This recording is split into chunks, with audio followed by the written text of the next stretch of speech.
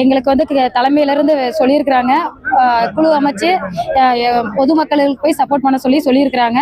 கண்டிப்பா எங்க மாவட்ட செயலாளர் அதுபடி எங்களை செய்ய சொல்லியிருக்கிறாரு. அதுபடி நாங்க எல்லாரும் சேர்ந்து மக்களுக்கு என்ன தேவையோ அதை எல்லாமே பூர்த்தி பண்ணி கொடுப்போம். முடிஞ்ச அளவுக்கு எங்களால முடிஞ்ச அளவுக்கு எல்லா மக்களுக்கும் பாதிக்கப்படாத அளவுக்கு எல்லா மக்களுக்கும் என்ன நல்லது செய்யணுமோ அதெல்லாம் செஞ்சு கொடுத்துருவோம். கண்டிப்பா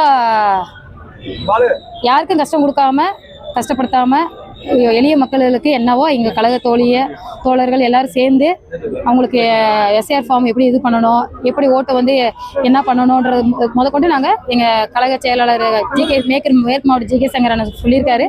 அவர் படி நடத்தி கண்டிப்பாக முடிச்சு கொடுத்துருவோம். 2026 கண்டிப்பாக எங்கள் மாற்றம் வர்றதுக்கு எங்க தளபதி ஆட்சி அமைக்கிறதுக்கு என்ன பாடுபடுவோமோ அவ்வளவு தூரம் எல்லாருமே கஷ்டப்பட்டு எங்க தளபதியை முதலமைச்சர் சீட்ல உட்கார வைக்கிறதா எங்களோட கொள்கை. 2026 தமிழ்நாடுக்கு ஒரு சுதந்திரம் கிடைக்கும். எங்க தளபதி வந்தா மட்டும் தான் 2026 சுதந்திரமே கிடைக்கும். இன்னும் இது வரைக்கும் சுதந்திரமே கிடைக்கல. பாதுகாப்பு மெயினா பெண்கள் பாதுகாப்புக்கு எங்க அண்ணா வரணும்.